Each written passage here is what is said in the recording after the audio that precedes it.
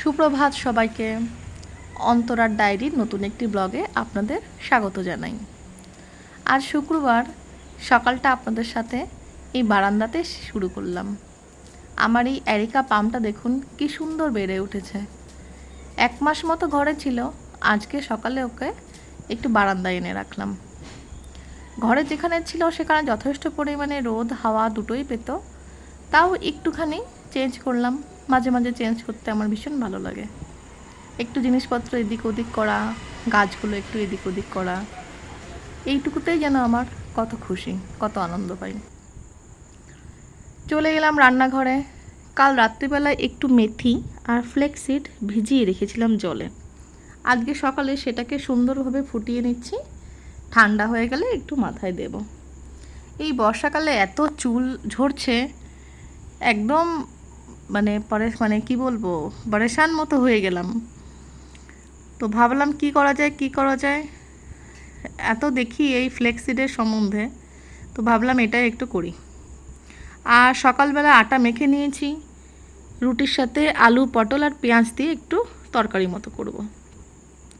এটা করে নিয়ে আবার দুপুরবেলা রান্না করতে শুরু করে দিলাম তাড়াতাড়ি করে। আজকে একটু লাউ কুচিয়ে নিয়েছি, চিংড়ি মাছ ছিল, তো চিংড়ি মাছ দিয়ে একটু লাউ ঘন্ট মতো করলাম। মুগ ডালটা আগেই রান্না করে রেখে দিয়েছি, আর যখন ভাত খাওয়া হবে দুপুরে তখন গরম গরম পমফ্রেট ভাজাটা করে নেব।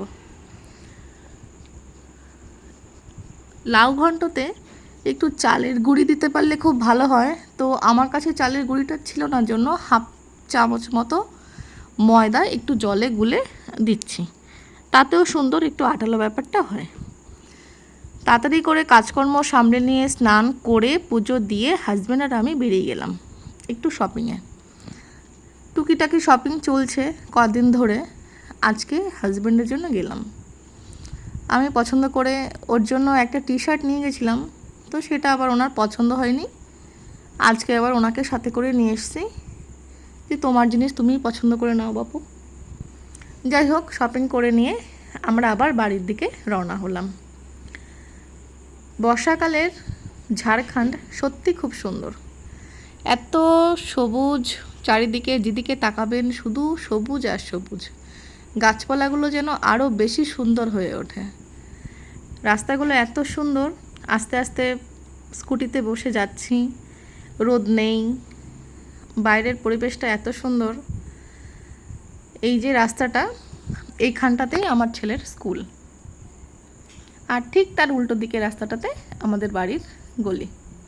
এই যে আমার ছেলের স্কুলের বাউন্ডারি শুরু হয়ে গেছে, স্কুলের গেট। আবার 1-1.5 ঘন্টা বাদে ওর বাবা এসে ওকে আবার নিয়ে নেবে। দুজনে মিলে বেশ চলছি। 3 জন বসলে আবার একটু স্কুটিতে সমস্যা হয়ে যায়, এখন বড় হয়ে গেছে ছেলে, 3 জনে বসতে একটু অসুবিধাই হয়। দুজনে বেশ খুব সুন্দরভাবে যাওয়া যায়। ওনাকে বলছি একটু আস্তে আস্তে চালাও, আমি একটু চারিপাশটা একটু উপভোগ করতে যাই। আমি তো খুব বেশি বাড়ির থেকে বেরোই না, প্রয়োজন ছাড়া আমার বেরোনোই হয় না। এই যেই বাঁ দিকের গলিটা যাবে ডাউনে, এটা দিয়েই আমাদের নামতে হবে। ছেলের স্কুল আর আমাদের বাড়িটার দূরত্ব খুব বেশি নয়, পায়ে হেঁটে হয়তো 7 থেকে 8 মিনিট সময় লাগে। এত সুন্দর রাস্তাটা ব্যাস এখানে শেষ হয়ে গেল। এবার শুরু হয়ে গেল একটু এবড়ো খেবড়ো রাস্তা। এই রাস্তাটা ঢালাই রাস্তা করেছিল, কিন্তু এত বেশি ট্রাক্টর চলাচল করে, তো খুব বেশি দিন ঢালাই রাস্তাটা থাকে না। চললাম বাড়ির দিকে। গিয়ে ভাতটা করেই এসেছিলাম, ফটাফট করে মাছটা একটু ভাজা করে নিলেই আজকের মতো রান্নাবান্না হয়ে গেল। আর সোজা চলে এলাম সন্ধ্যায়। হাজব্যান্ড বাড়ি এসছেন, তার জন্য একটু লিকার চা সাথে একটা বিস্কিট।